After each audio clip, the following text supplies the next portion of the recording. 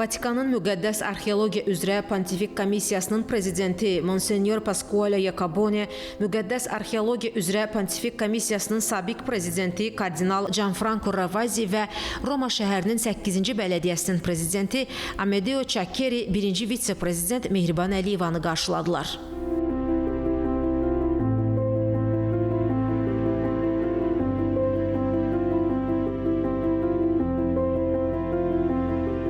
Vatikanın Müqəddəs Arxeologiya üzrə Pontifik Komissiyasının prezidenti Monsenyor Pasquale Iacobone, birinci vitse-prezident Mehriban Əliyevanın uzun illərdir Papa yanında bərpa məsələləri üzrə komissiya ilə çox yaxından əməkdaşlıq etdiyini qeyd etdi. O, Heydər Əliyev fonduna bu işin yüksək səviyyədə başa çatdırılmasına görə dərin təşəkkürünü bildirdi.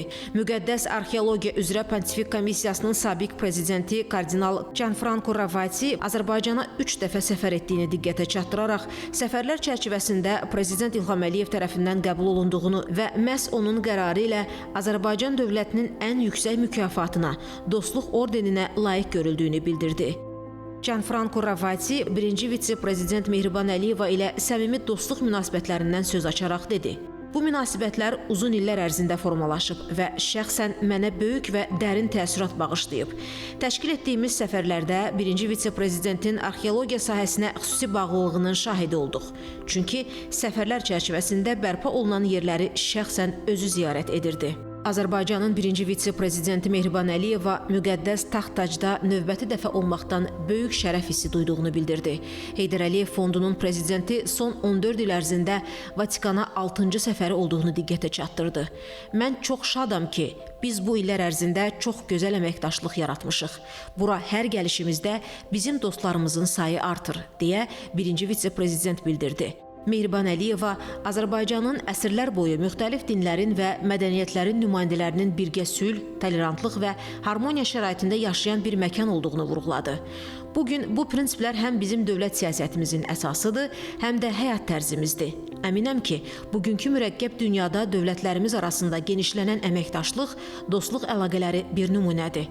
Birinci vitse-prezident həm Vatikanda, həm də Azərbaycanda bu layihələrdə əməyi olan şəxslərə öz dərin minnətdarlığını bildirdi. Heydər Əliyev fondu olaraq gələcəkdə bu fəaliyyəti davam etməyə maraqlıyıq və hazırıq. İnanıram ki, bu fəaliyyət davamlı olacaq. Sonda katolik dünyası üçün böyük mənəvi dəyərlər daşıyan yubiley ili münasibətilə sizin hər birinizi təbrik edirəm. Fürsətdən istifadə edərək sizi Azərbaycana səfərə dəvət edirəm, deyə birinci vitse-prezident vurğuladı. Roma şəhərinin 8-ci bələdiyyəsinin prezidenti Amedeo Ceccheri birinci vitse-prezidentin rəhbərliyi altında çalışan insanlara burada görülmüş işlərə görə təşəkkürünü bildirdi.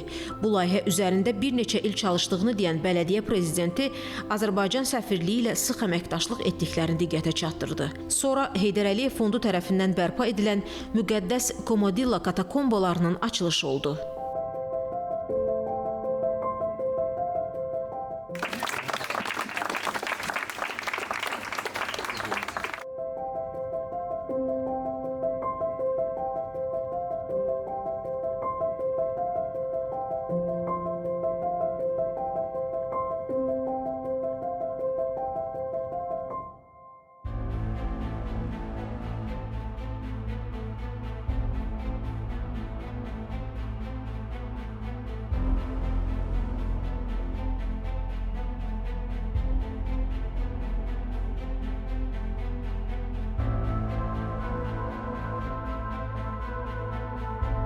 Qeyd edildi ki, Heydər Əliyev fondunun və Azərbaycandakı dini icmaların təmsilçilərinin Vatikana səfəri zamanı 2021-ci il martın 4-də fond və Müqəddəs Arxeologiya üzrə Pontifik Komissiyası arasında Komodilla katakombalarının bərpası ilə bağlı müqavilə imzalanıb.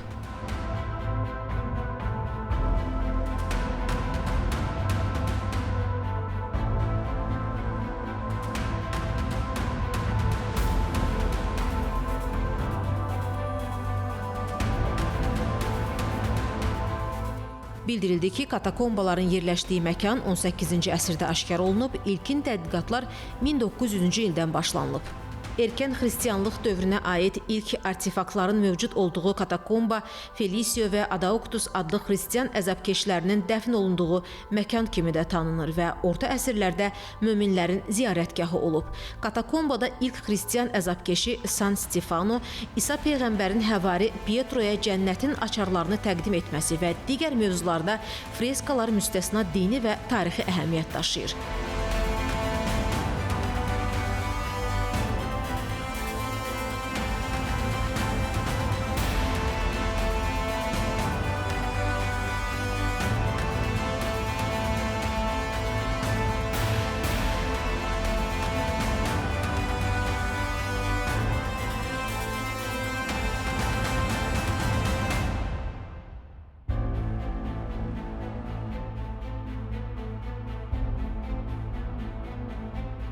Ötən əsrin 50-ci illərində bu ərazidə yaşayış binalarının tikintisi katakombanın statikasına mənfi təsir göstərib.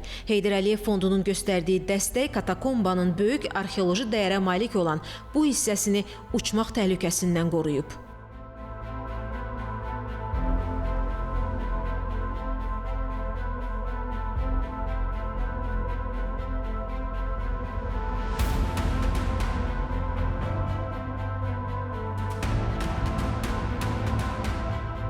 Bərpa prosesi zamanı işçilərin sağlamlığı üçün təhlükəsiz, ekoloji cəhətdən təmiz materialların istifadəsi də daxil olmaqla müasir metod və texnologiyalar tətbiq edilib. Məhsulların möhkəmləndirilməsi prosesində nanotexnologiyadan və boyalı səthlərin emalı üçün lazer texnologiyasından istifadə olunub. Bütün materiallar yeraltı mühitlə yüksək uyğunluq nəzərə alınmaqla seçilib.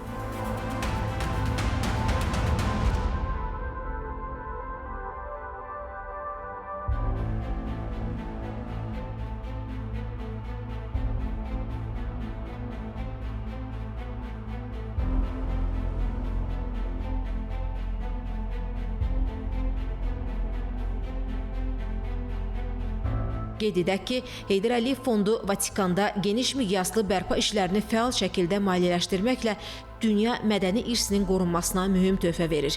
Bu təşəbbüslər müqəddəs Taxtac tərəfindən səmərəli əməkdaşlıq və mədəniyyətlərarası əlaqələrin möhkəmləndirilməsi nümunəsi kimi yüksək qiymətləndirilir.